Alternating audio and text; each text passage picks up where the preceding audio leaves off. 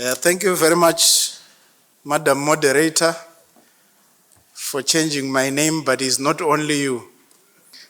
All the young ladies throughout Africa and Europe and America, when they try to pronounce my name, they say babe. But when I was born, at the time I was born, there was no name like babe. It was baby, which was B-A-B-Y. This babe thing came after I finished at the University of Botswana, Lesotho, and Swaziland. My task this afternoon is very simple, particularly taking into account the time limitation that we have. I don't want to keep you too long.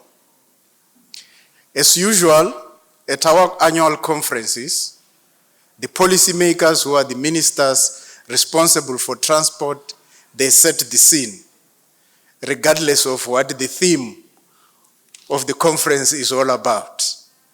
At this year's conference, there were a number of issues that came from the ministers' deliberations.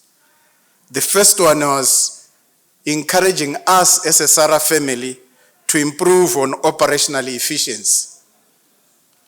One of the ministers coined a new terminology to say we should ensure that in the short term, we sweat more what we have. We sweat more what we have. He was saying so deliberately because all of us are looking at budgetary allocations to improve our infrastructure, rolling stock, and other resources that we would want to use. So the minister's message is that we sweat more what we have. In other words, optimize the use and the returns from what we have. The CEO think tank, as usual, was very helpful.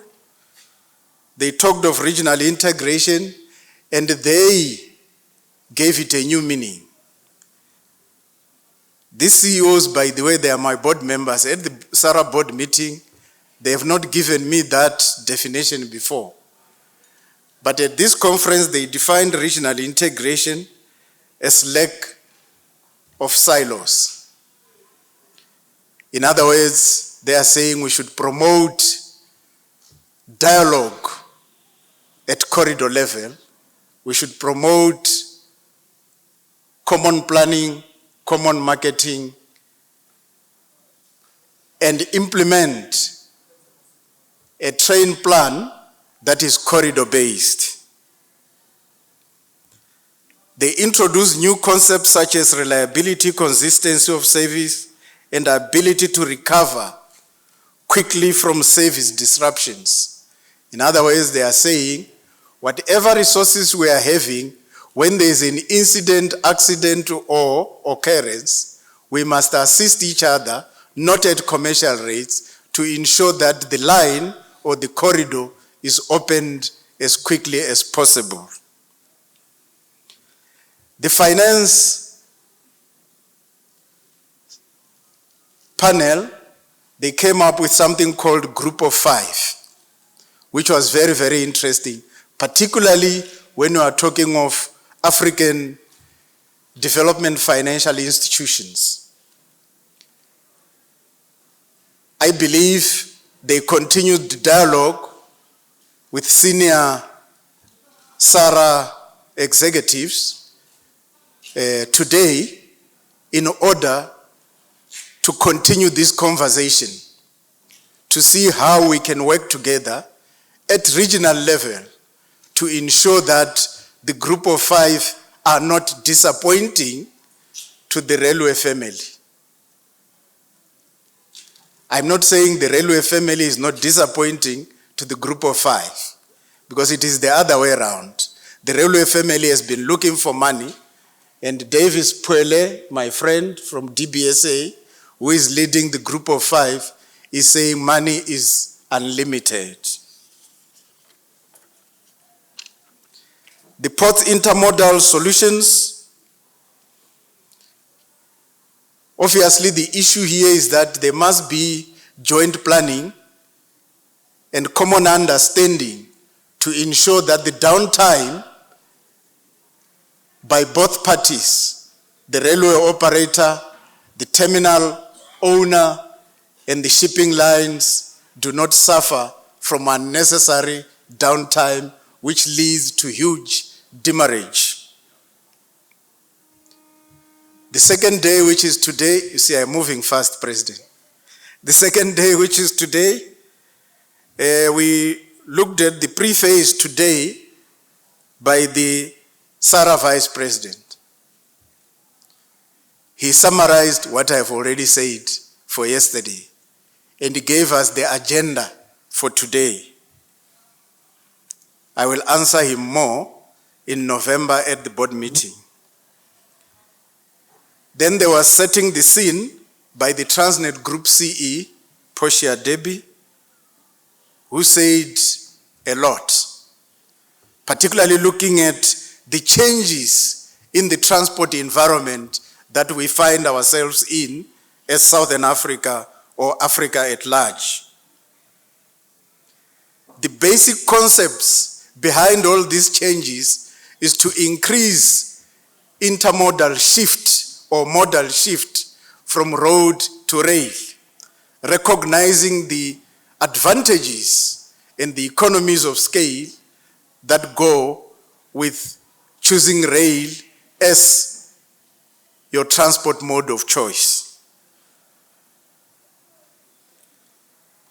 Yes, she said a lot, but basically, in a nutshell, that's what she was saying.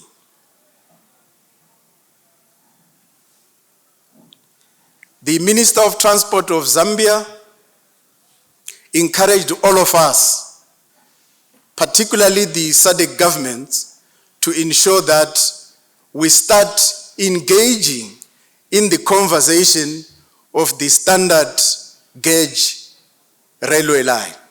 Even went to the extent of saying, identifying alternative energy sources.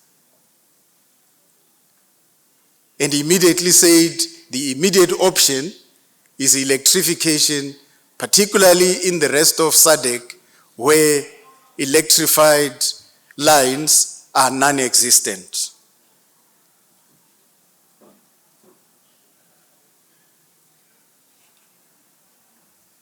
Of course, he touched on the number of issues that we always discuss, such as seamless operations and introducing open access, which was defined yesterday as meaning a lot of things. I remember my immediate past president of SARA, Mr. Johnny Smith, the CEO of TransNamib, said, if you can't explain it to a 16-year-old, six-year-old, I wanted to see whether people were still listening. To a 6, because 16 and 6, the difference is 1. But 1 plus 6 equals 7. And 7 is the number of completion and perfection.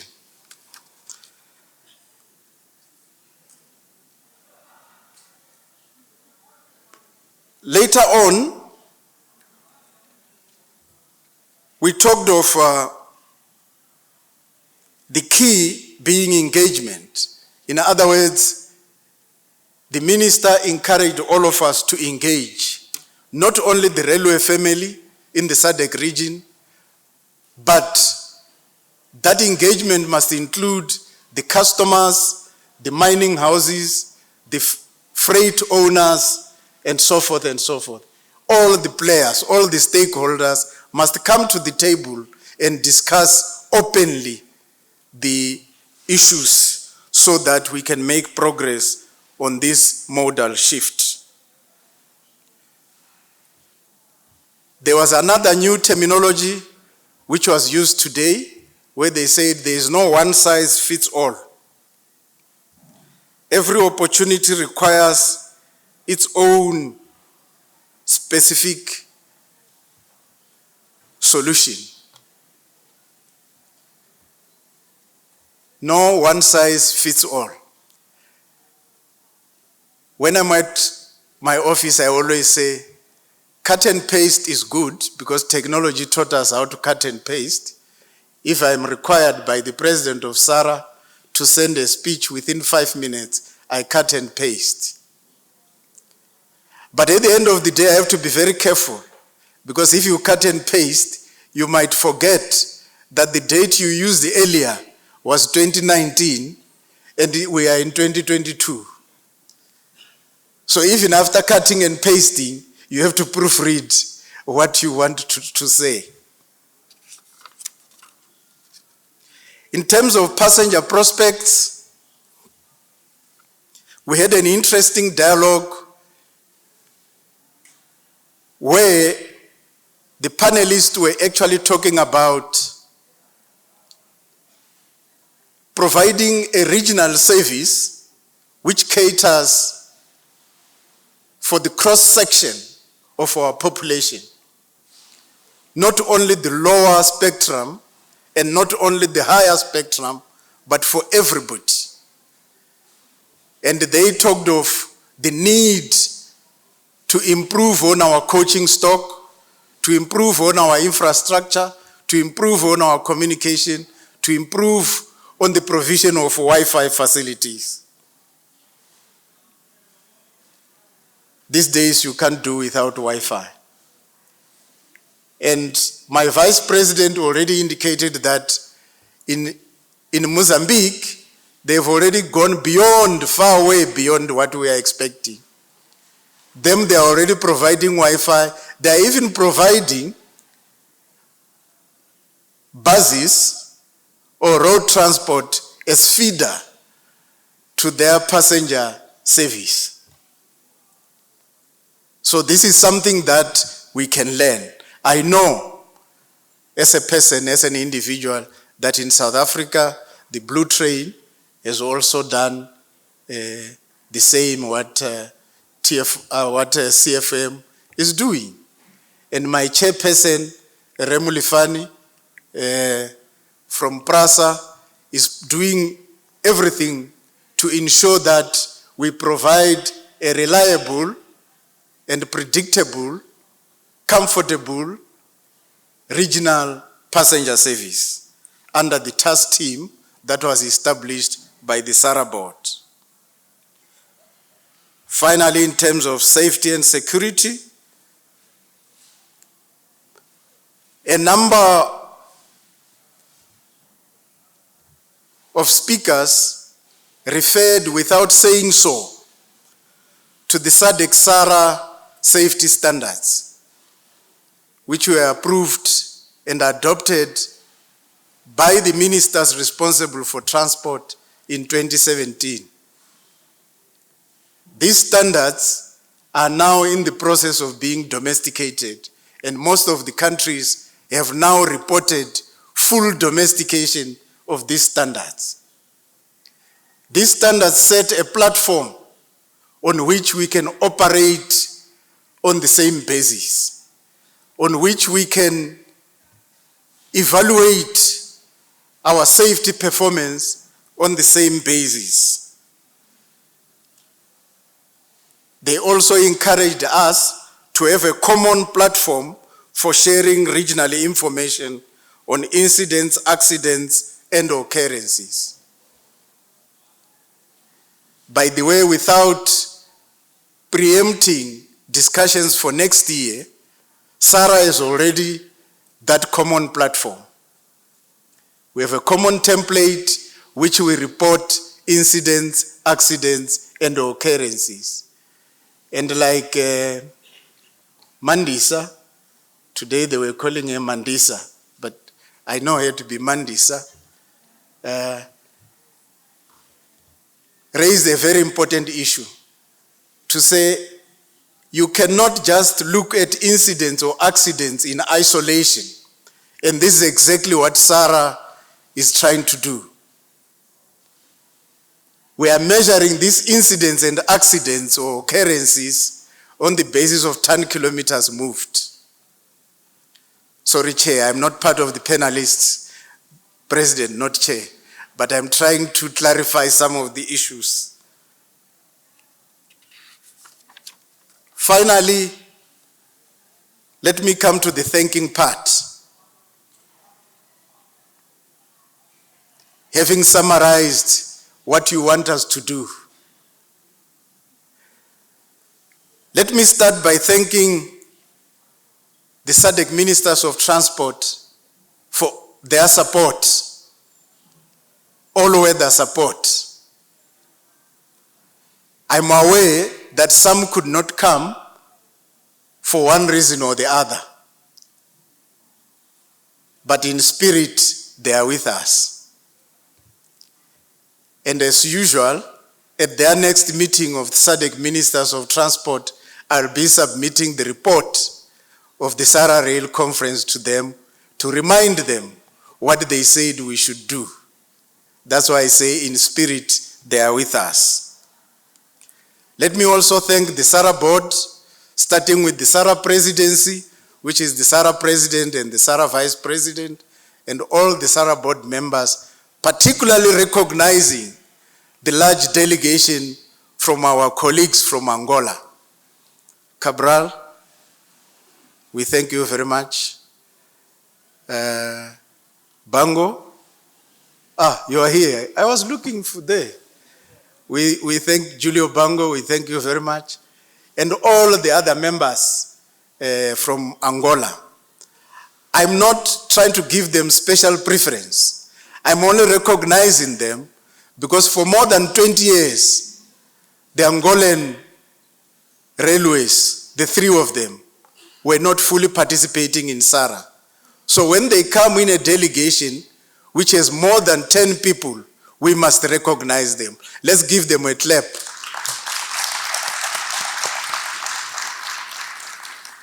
When I'm at church, I say, let's give them a clap offering. Let me also thank the sponsors.